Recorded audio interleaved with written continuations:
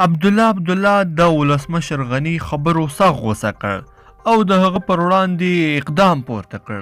عبدالله نن ورځ څه کول غواړي او څه به وکړي او څه یې په پلان کې شته دي، دا چې څه کوي ویډیو را سره تر پایه پورې وګورئ. درنو لیدونکو السلام علیکم. عبدالله وایي سبا به د ټول شموله حکومت کابینه اعلانوي. سره له دې چې ویل کېدل ولسمشر محمد اشرف غني او پخوانی اجرایي رئیس ډاکټر عبدالله هوکړې ته نږدې شوي دي، له یو بل سره یې جوړه ونه شوای کړی او دواړه لوري لا هم د یو بل پر ضد څرګندونې کوي. په داسې حال کې چې ولسمشر غني د نوې کابینې د غړو اعلانول پیل کړي دي، عبدالله هم د په پام کې لري چې سر له سبا یعنې یکشنبې د وري په 18 نیټه د خپل ټول شموله حکومت د کابینې غړي اعلان کړي.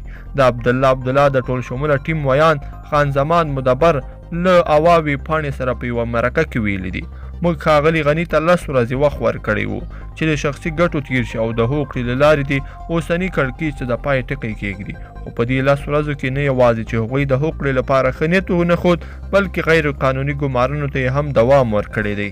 مدبر وایي چې د ډاکټر عبدالله ټیم د کړکېچونو د دوام پلوی نه و او نه به وي. همداراز له اړونده لوري سره د هوکړې لپاره د سیاسي شخصیتونو هڅو ته په درنه سترګه ګوري، خو اشرف غني د قدرت د لاسته راوړلو لپاره د افغانانو قربانۍ ته هم چمتو دی، چې له همدې کبله عبدالله په پام کې لري سبا د ټول شموله حکومت د کابینې غړي اعلان کړي.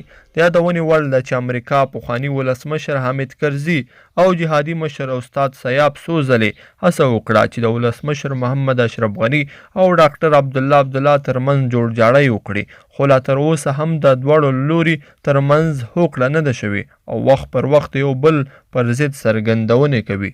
درنو لیدونکو په دې هیله چې دا ویډیو به مو راسره تر پایه پورې لیدلی وي. که مو ویډیو خوښه شوې ویډیو لایک کړئ او چینل هم سبسکرایب کړئ. تر بلې ویډیو پورې ښه وخت.